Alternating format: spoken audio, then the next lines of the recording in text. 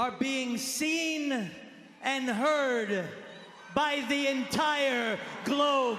Monday Night Raw comenzó con una gran partnership con la que soñaría cualquier tipo de deporte. Netflix se está empezando a consolidar como la plataforma de streaming y quiere quizás consolidar su número 1 o para que alguien deba contratar cuando tenga que ver películas, series, deportes o incluso eventos en vivo, cuando alguien está buscando algo más que ver.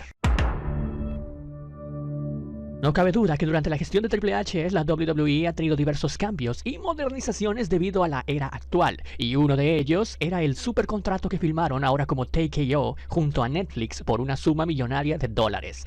Esto se venía anunciando con un gran hype desde el último trimestre de 2024, pero con un hype tremendo, un show que tendría luchas nivel WrestleMania e invitados de lujo. Esto lo cumplió, así inició WWE con la Netflix era. Welcome to the Netflix era.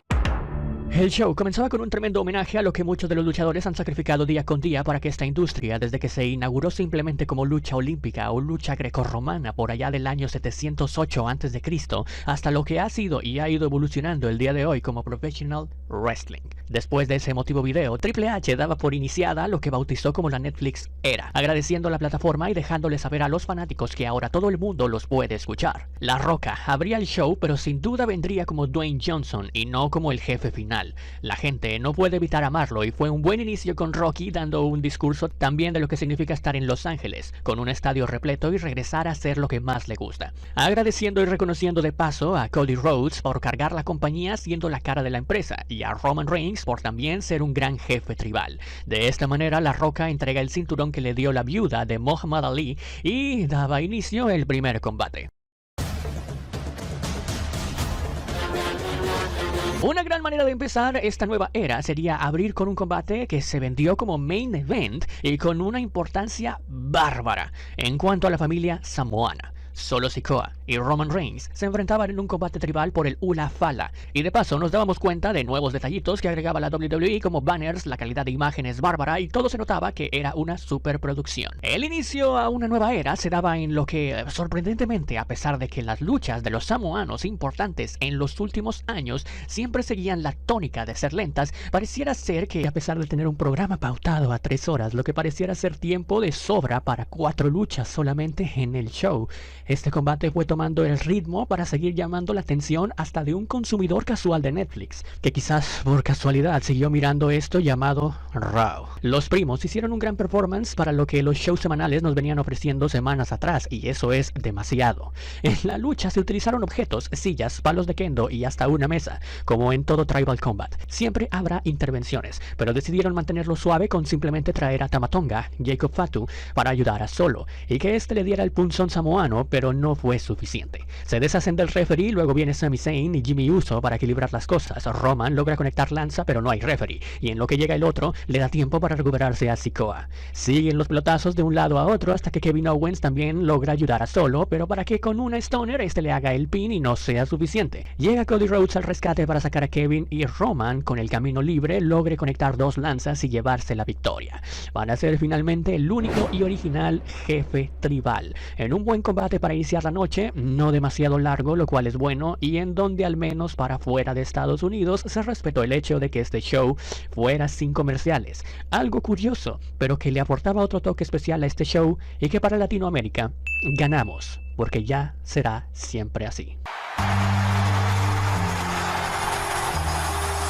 Destaquemos por favor la camisa y el outfit como tal de lo que es el último atuendo, el último color que usará John Cena en esta despedida durante su gira precisamente del adiós desde enero hasta diciembre. Un año completo en el que valoraremos aún muchísimo más seguramente la genialidad que es John Cena, tanto dentro como fuera del ring. En esta ocasión lo demostró nuevamente porque es el mejor posiblemente en la historia en promos, agradeciendo a la gente por ser la voz siempre del rumbo que dirige a WWE y que sin ellos no sería lo que es ahora, estar en Netflix. También mencionó que le gustaría enfrentarse a nombres como Gunther, CM Punk, Cody Rhodes, luego la gente empieza a gritar como se lo merece. Cena se mantiene humilde como siempre, queriendo sonar realista y saca a posta su racha de más de 2000 días sin ganar un simple combate, diciendo que simplemente eso hace imposible que pueda conseguir su campeonato número 17. La gente lo anima y este dice que, bueno, nunca digas nunca, pero se necesitaría un milagro como ganar el Money in the Bank o la Elimination Chamber o el Royal Rumble. Y ahí, nuestro héroe empieza a pensar para terminar diciendo que, y quizás, solo quizás, si puede meterse y ganar el Royal Rumble por la gente, puede ser su última oportunidad, su último Rumble. Así que anuncia que estará en la batalla real e intentará ganarla. El problema de tener solo 4 luchas es el relleno del pastel para que no se derrumbe. Está claro que se nota que Raw ahora es una superproducción y en todos estos detallitos como entrevistas entre luchas, los mismos segmentos de backstage, la calidad en ángulos de cámara, uso de drones, celebridades asistiendo, todo esto es una gran adición para que se note la nueva era y en el aspecto de calidad audiovisual y producción, Raw se llevó una gran nota. Sin embargo, en lo luchístico el declive empezaría aquí.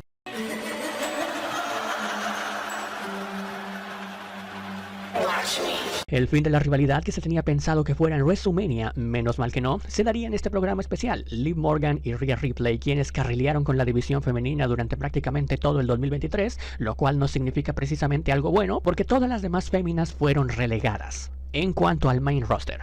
Y precisamente el producto final de esta lucha terminó siendo el resultado de una rivalidad explotada.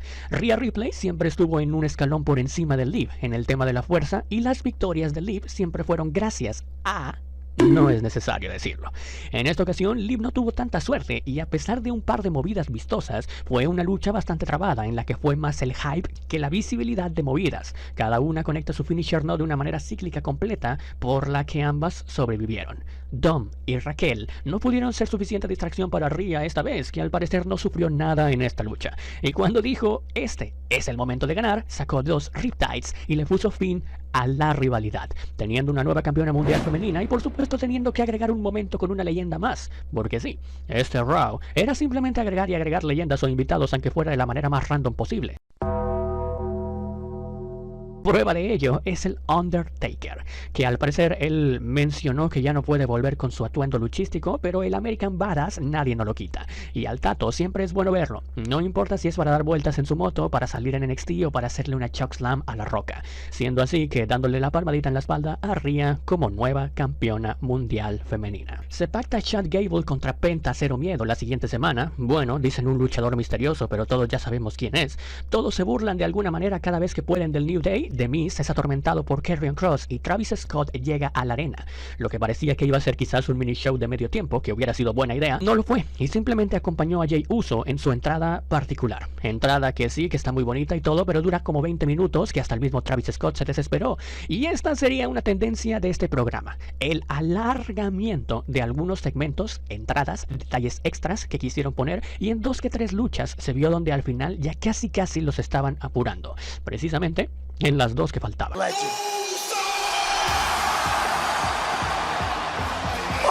No, hermano, simplemente esto no puede pasar. Hay 2 cosas que la comunidad de la WWE latina tiene muy en cuenta y están como que últimamente siempre diciéndolo.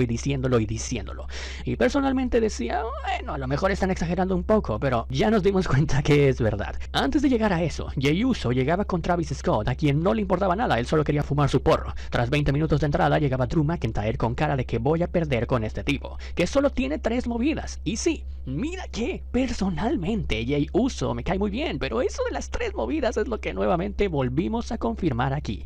Vaya exceso de super kicks, lanzas y plancha samoana. De verdad que es difícil ver otra forma de ataque con Jey Uso, más allá de obviamente el golpe con saliva y el tope entre las cuerdas. Drew McIntyre se sigue viendo dominante e imponente, pero tras esta derrota, que sí, aunque sea por paquetito, es una devaluación tremenda para su personaje que venía siendo glorificado como el heel que va a destacar muchísimo en 2025 y que firmó nuevamente con WWE porque le prometió un gran año. Pues bueno, empezamos el año con una derrota en uno de los programas más importantes donde todo el mundo lo está viendo a través de Netflix, y con ello confirmamos lo segundo que dice la comunidad.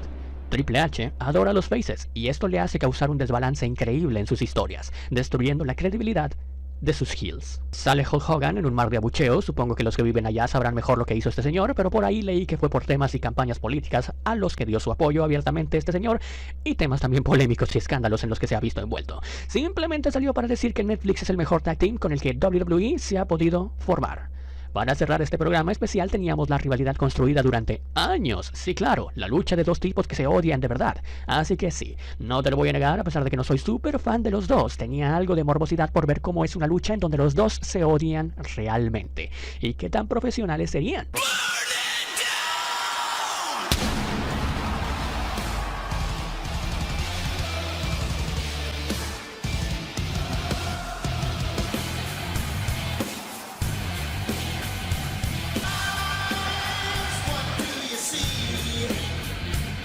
Afortunadamente ambos fueron profesionales y nos dieron una lucha, pues vamos a describirla como digna de un main event de un Raw normal. Para este evento se queda corto. Ese es el problema de vender algo de sobremanera. La lucha comenzaba, eso sí, frenéticamente como tenía que ser, con un cruce de miradas y golpes directamente. Nada de agarres ni nada. Seth hacía su tope entre las cuerdas, mientras que ambos luchaban frente a los inversores y personas importantes de Netflix. Seth Rollins le decía al árbitro que los dejara pelear y que sea permisivo, que los fans quieren ver acción. Punk se recuperaba y había intercambio de golpes en la mesa de comentarios. Se jugaba mucho con las esquinas, evidentemente Falcon Arrow y por supuesto la rodilla de Punk. Ambos se robaron sus finishers. Vimos a Rollins hacer 2 GTS y a Punk un Curve Stomp, pero misma situación que en la misma de Morgan y Ripley. Ese no es su finisher o no lo conectaron de manera perfecta, por ende se zafan. CM Punk ha ido mejorando poco a poco en su cardio, pero en esta lucha, evidentemente quizás por el odio que afecta a la química, Seth Rollins le permitía descansar menos para que sepa lo que es bueno, ¿no? Aún así no está mal, porque prácticamente no hubo tanta pausa como en las primeras luchas de CM Punk contra Drew McIntyre, que a pesar de que eran buenas y fue la rivalidad del año, el inicio era demasiado pesado. Rollins conecta otro Curve Stomp, en donde él mantuvo la mayor dominancia y carreo de la lucha, maltratando a Punk cerca de las cuerdas para que este solamente levante el pie y toque la cuerda. CM Punk se comió 2 pedigrees, uno en la mesa de comentarios y otro en el ring, pero estaba en modo Superman, quien logra revertir un último Curve Stomp y conectar 2 GTS, que por cierto, las GTS que se comía Punk sí las recibía de lleno, pero las de Rollins eran legítimas de cómo se supone las debes de recibir para no lastimarse. Con ello, Punk noquea a Rollins y logra la victoria haciéndolo sangrar, y abriéndose camino hacia el Road to WrestleMania como uno de los favoritos junto a John Cena para ganar el Royal Rumble. Por ello, y con todo lo dicho, a esta edición de Raw 6 de enero en Netflix, más que nada por la vendida y lo corto que se queda, en cuanto a lo que se debe mostrar a un público más casual, porque estás captando nuevo objetivo en Netflix. El balance final no alcanza el equilibrio y se queda simplemente con 2 estrellas como calificación personal y es entretenido.